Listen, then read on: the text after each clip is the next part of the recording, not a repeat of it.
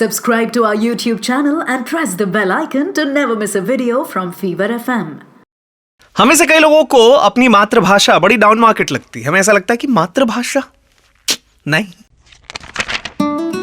Insta stories Nishant के साथ। तो आज मैं आपको एक कहानी सुना रहा हूं दुनिया के सबसे बड़े कमांडो ऑपरेशन की, जहां मातृभाषा ने अपने देश को, लोगों को देश से 4000 किलोमीटर दूसरी सरहद से जाकर बचा लाया। यह मातृभाषा ही थी। तो ये कहानी है 27 जून 1976 की। एथेंस से एक फ्लाइट उड़ान भरती है पेरिस जाने के लिए, और इसमें 4 अचानक से हाईजैकर्स खड़े होते हैं जिनकी सीधी सीधी लड़ाई है इजरायली गवर्नमेंट से। वो लोग इस फ्लाइट में बैठे यहूदी लोग, यानी जो इजराइल के लोग हैं, उन्हें हॉस्टेज बनाने आए हैं। और ये फ्लाइट सीधे जाती है युगांडा के एंटेबे एयरपोर्ट। वो हमारे यहाँ कहावत है ना, दुश्मन का दुश्मन अपना दोस्त होता है। तो अभी हालिया दुश्मन बना है इजराइल का युगांडा का तानाशाह इदी अमीन। उसने इस फ्लाइट को, इन हाईजैकर्स को अपने यहां पनाह दी और कहा अब यहां से बैठकर आराम से नेगोशिएट करो इजरायली गवर्नमेंट से अपने लोगों को छुड़ाने के लिए। अब एक सबसे अमेजिंग बात यहां पे यह है कि अपने देश से 4000 किलोमीटर दूर जाकर इजराइल इस बारे में सोच भी नहीं सकता कि कोई ऑपरेशन अंजाम दिया जाए। पर जिस देश के पास ऐसी क्रेडिबल खुफिया एजेंसी हो, उसे सोचने के लिए इतना सोचना नहीं पड़ता, क्योंकि यहां केस था मोसाद के हिस्से। मोसाद ने कहा कि नहीं, हमारी फोर्सेस वहां जाएंगे, और उसने अपने 200 कमांडोज को तैयार किया युगांडा के एंटेबे एयरपोर्ट पे घुसने के लिए।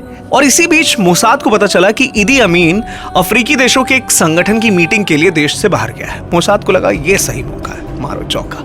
मोसाद ने उसके काफिले का एक ब्लूप्रिंट तैयार किया, जिसके सबसे आगे लिमोजिन होती थी ब्लैक, और पीछे उसके फोर्सेस के लोग।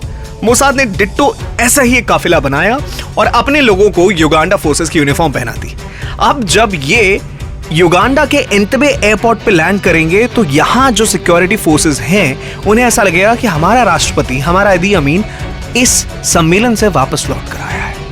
पर यहां मोसाद से गलती हो गई। इदी अमीन ने कुछ ही दिन पहले अपने काफिले में ब्लैक लिमोजिन को चेंज करके उसका कलर व्हाइट कर दिया था।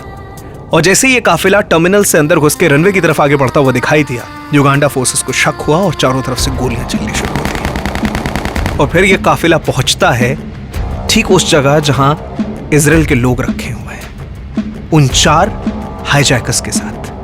वहां अंदर पहुंचने के बाद सबसे बड़ा सवाल यह है कि हम लोगों ने अपनी शक्लें बदली हुई हैं, हमारे पास यूनिफॉर्म युगांडा की है, हमारे लोग हमें पहचानेंगे कैसे? चारों तरफ से गोलियों की आवाज है। और इस बीच कमांडर नेतन्याहू ने यह कहा कि सिर्फ एक चीज है जो इस वक्त हमारे लोगों को बताएगी कि हम उन्हें बचाने आए हैं, हमारा इजराइल उन्हें बचाने आया है। हिब्रू में बात करो, अपनी मातृभाषा में बात करो। उन लोगों ने हिब्रू में यह कमांड दिया वहां जितने हॉस्टेजेस थे कि अगर आप इजरायली हैं, आप हमारी भाषा समझ रहे हैं, हिब्रू समझ रहे हैं, तो नीचे लेट जाइए। बाकी सारे लोग नीचे लेट गए, सिर्फ 4 वो लोग खड़े थे जिन्हें हिब्रू नहीं आती थी।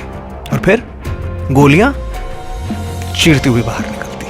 अगर उस रोज हिब्रू नहीं होती, उनकी मातृभाषा नहीं होती, तो अपने देश से 4000 किलोमीटर दूर दूसरी सीमा पर घुसने की औकात नहीं होती, कुव्वत नहीं होती। पर उस मातृभाषा ने इस पूरे ऑपरेशन पर एक फाइनल मोहर लगाया, और इजराइल अपने लोगों को लेकर वापस आता है। मातृभाषा पर फख्र करना सीखिए।